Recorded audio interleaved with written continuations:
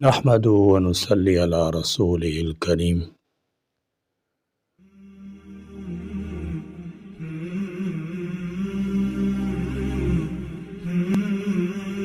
وہ ماہ مبارک جس کا انتظار تھا ان قریب جلوہ گر ہونے والا ہے۔ حضور اکرم صلی اللہ تعالی علیہ وسلم رجب سے نہ صرف رمضان کا انتظار فرماتے تھے بلکہ بارگاہ خداوندی میں دست دعا کرتے تھے، اے اللہ ہمیں رمضان تک پہنچا دیجیے، یعنی ہمیں صحت و عافیت کے ساتھ اتنی زندگی عطا فرمائیے کہ ہم رمضان المبارک کی رحمتوں اور برکتوں سے بہرور ہو سکیں۔ اس لیے اللہ کے نیک بندوں کو رمضان کا سال بھر انتظار رہتا ہے، اور رجب کا چاند نظر آتے ہی اس انتظار میں شدت آ جاتی ہے کہ کسی طرح ماہ مبارک ہمیں میسر آ جائے۔ اب رمضان کا مہینہ اپنی برکتوں اور رحمتوں کے ساتھ ہم پر سایہ فگن ہونے والا ہے۔ انوار و تجلیات، رحمتوں اور برکتوں کی بارش ہوتی ہے۔ گناہ گاروں کے لیے اس ماہ مبارک میں سامان مغفرت ہے۔ اپنی بدعمالی کی وجہ سے نار جہنم کے مستحق ہونے والوں کے لیے آزادی کا پروانہ ہے۔ اس ماہ میں ایمان و عمل کی بہار آتی ہے، گناہوں کی سیاہی سے زنگ آلود دلوں کی صفائی اور ثقل کا سامان کیا جاتا ہے۔ جہنم کے دروازے بند کر دیے جاتے ہیں اور جنت کے دروازے کھول دیے جاتے ہیں۔ اے خیر کے طلبگار آگے بڑھ، اور اے شر کے چاہنے والے پیچھے ہٹ جا کی صدائیں بلند ہوتی ہیں۔ سرکش شیاطین قید کر دی جاتے ہیں۔ اس ماہ مبارک میں دن کو روزہ فرض کیا گیا ہے تاکہ نفس امارہ کو اس کی خواہشات اور مرغوبات سے دور رکھ کر زیر تقوی سے آراستہ کیا جائے، اور رات کو قرآن سن کر دلوں کو جلا بخشی جائے۔ روزہ کو بھی سال میں ایک مرتبہ اس لیے فرض کیا گیا کہ مادے اور مادے کی شقاوت اور سختی سے دور کچھ دن مادیت پرستی میں تخفیف ہو، تاکہ اس میں روحانیت اور ایمان کی اتنی مقدار داخل ہو جائے جس سے اس کی زندگی میں اعتدال آ جائے۔ کچھ دیر کے لیے اخلاق الہی کا کسی قدر عکس اس میں اتر سکے، اس میں فرشتوں کی نسبت حاصل ہو جائے، نفس کا مقابلہ کر سکے، اور روح کی پرفضا وسعتوں میں وہ جولانیاں پیدا کر سکے۔ رزق کی فراوانی کے باوجود بھوکا پیاسا رہ کر وہ لذت و نشاط حاصل کر سکے جو انواع و اقسام کی لذیذ کھانے سے حاصل نہیں ہوتی۔ اسی کو قرآن کریم نے تقوی سے تعبیر کیا گیا ہے۔ ارشاد خداوندی ہے، اے ایمان والو، تم پر روزے فرض کیے گئے ہیں جیسا کہ تم سے پہلے لوگوں پر فرض کیے گئے تھے، تاکہ تم متقی اور پرہیزگار بن جاؤ۔ آیت میں روزے کا مقصد بتایا گیا ہے کہ اس سے بھوکا پیاس رکھنا مراد نہیں بلکہ حیوانی اور نفسانی تقاضوں کو دبا کر ملکوتی صفات پیدا کرنا، تاکہ دل میں اللہ کا خوف پیدا ہو اور تقوی کی صفت سے متصف ہو۔ نبی کریم صلی اللہ تعالی علیہ وسلم رمضان کی تیاری شعبان المعظم میں ہی شروع فرما دیتے تھے۔ اس لیے امت محمدیہ کے قابلین کا بھی یہی معمول رہا ہے کہ رمضان المبارک کے لیے خصوصی تیاری اور اہتمام کرتے۔ علماء کرام نے رمضان کے استقبال اور تیاری کے لیے بہت سی ہدایات تجاویز بیان فرمائی ہیں، جن کا خلاصہ یہ ہے: آمد رمضان سے قبل فرائض و واجبات کی ادائیگی کا اہتمام کریں۔ اگر ذمے میں قضا نمازیں یا روزے ہوں تو ادائیگی کی ترتیب بنائیں۔ سابقہ زندگی کی تمام لغزشوں پر سچی توبہ کریں۔ دل کو گناہوں اور برے خیالات سے پاک کریں تاکہ گناہوں سے پاک ہو کر رمضان المبارک کا استقبال کریں۔ مسائل سیکھیں اور سکھائیں۔ روزہ، تراویح، صدقہ فطر، زکوٰۃ، اعتکاف اور دیگر احکامات سیکھیں اور سکھائیں۔ اپنے نفس کو ابھی سے تقوی کا پابند بنائیں، کیونکہ رمضان مبارک تقوی کی عملی تربیت کرتا ہے۔ اللہ رب العزت نے رمضان میں روزوں کی فرضیت کا اہم مقصد تقوی پرہیزگاری کا حصول بتایا ہے۔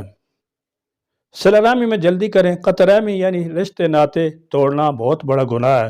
قطع رحمی کی وجہ سے دعائیں قبول نہیں ہوتی، لہذا رمضان آنے سے قبل اس سنگین گناہ سے توبہ اور رشتہ داروں سے صلہ رحمی کریں۔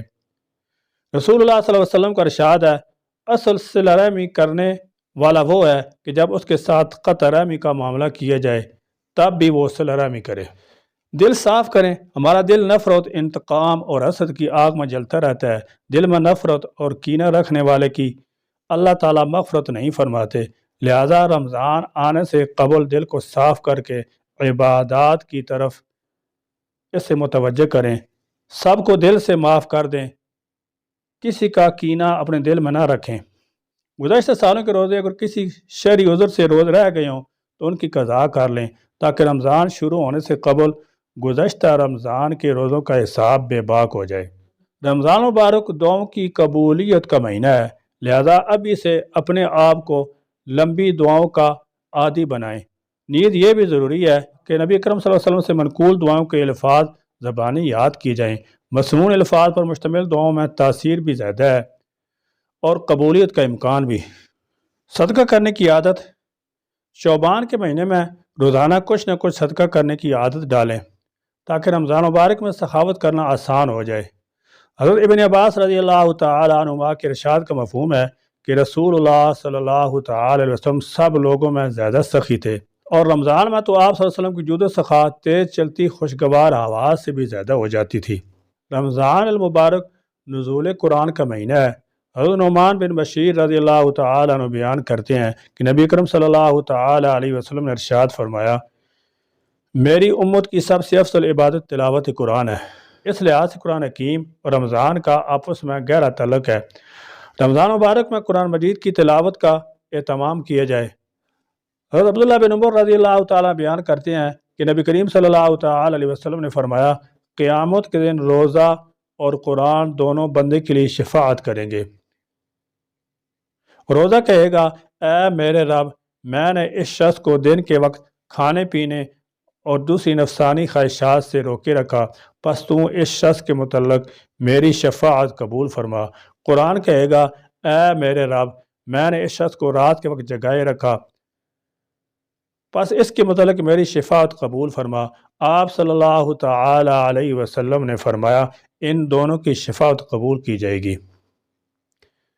شب بیداری کی عادت۔ رمضان میں راتوں کی عبادت، تراویح، تہجد وغیرہ کا دورانیہ بڑھ جاتا ہے۔ ان عبادات کو احسن انداز میں اور بلا تھکاوٹ سر انجام دینے کے لیے ضروری ہے کہ ابھی سے شب بیداری اور نفلی عبادات کا اہتمام کریں اور اپنے بدن کو عبادات کی کثرت کا پابند بنائیں اور عادی بنائیں تاکہ رمضان کی راتوں میں دقت پیش نہ آئے۔ انٹرنیٹ، سوشل میڈیا سے اعتراض۔ رمضان میں اوقات کی قدردانی بڑی اہم ہے۔ آج کل انٹرنیٹ، سوشل میڈیا وقت کے ضیاع کا بڑا سبب بن رہا ہے، لہذا رمضان سے قبل ان کے استعمال کو ختم یا محدود کرنے کی کوشش کریں۔ امام مالک اور دیگر اسلاف کا تو یہ معمول تھا کہ رمضان آتی علمی مجالس بھی موقوف فرما دیتے تھے، تلاوت قرآن مشغول ہو جاتے تھے۔ ٹی وی سے احتراز۔ ٹی وی خرافات کا مجموعہ ہے، لہذا رمضان کی آمد سے قبل اس سے جان چھڑانے کی کوشش کرنی چاہیے۔ اگر کوئی دینی پروگرام درست بھی ہو تو بھی اس سے بنیاد بنا کر ٹی وی کے سامنے وقت ضائع کرنا عقل مندی نہیں، کیونکہ دینی پروگرام کے دوران اشتہارات، موسیقی، نامحرم عورتیں رمضان کی روحانیت ختم کرنے کے لیے کافی ہیں۔ رمضان عبادت کا مہینہ ہے، شاپنگ خریداری کا نہیں ہے، لہذا رمضان کی آمد سے قبل شعبان میں ہی عید کی شاپنگ مکمل کر لیں اور اہل خانہ کو بھی یہ بات سمجھا دیں۔ نظام الاوقات ترتیب دیں۔ رمضان مبارک سے قبل اپنا نظام الاوقات مرتب کریں، جس میں صبح اٹھ کر تہجد، ذکر، دعائیں، سحری، نماز فجر اور تلاوت سے لے کر افطاری، تراویح، دیگر معمولات تک کے لیے مناسب وقت متعین ہو اور نیند آرام کی بھی بھرپور رعایت رکھی جائے۔ ملازموں پر کام کا بوجھ ہلکا کریں۔ رسول اللہ صلی اللہ علیہ وسلم نے ارشاد فرمایا، جو شخص رمضان کے مہینے میں اپنے ملازم کے بوجھ کو ہلکا کر دے، حق تعالیٰ جل شان اس کی مغفرت فرماتے ہیں اور اسے آگ سے آزادی عطا فرما دیتے ہیں۔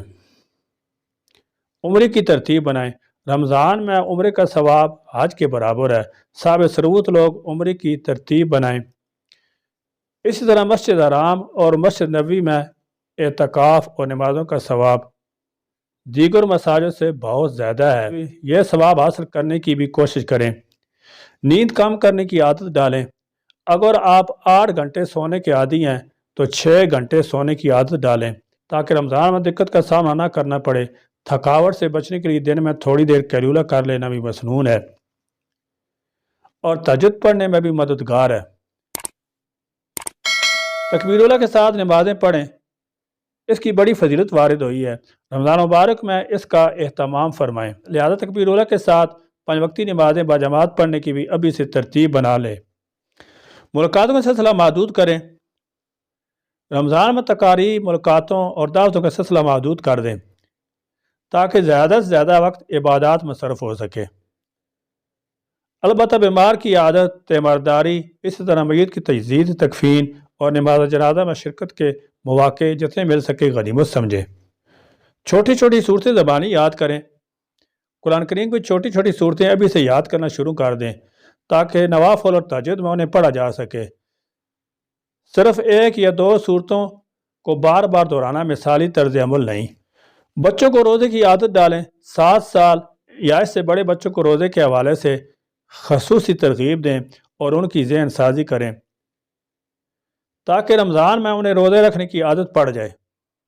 کم کھانے کی عادت ڈالیں، شعبان میں کھانے کی مقدار خاص تناسب سے کم کریں، غذائیں، سبزی، پھل، کھجور کا استعمال زیادہ رکھیں تاکہ صحت توانائی برقرار رہے۔ زیادہ کھانے کا بوجھ بد ہضمی اور سستی عبادات میں رکاوٹ نہ بنے۔ رات گئے تک سر انجام دی جانے والی سرگرمیوں سے آہستہ آہستہ کنارہ کشی اختیار کریں تاکہ آپ رمضان میں تراویح کی فوراً بعد بلا تاخیر سو سکیں۔ یاد رکھیں تہجد اور سحری میں اشاش بشاش اٹھنے کا دار و مدار بر وقت سونے پر ہے۔ اللہ تعالیٰ ہم کو رمضان کی تیاری کی توفیق عطا فرمائے، آمین یا رب العالمین۔ وآخر دعوانا الحمدللہ رب العالمین۔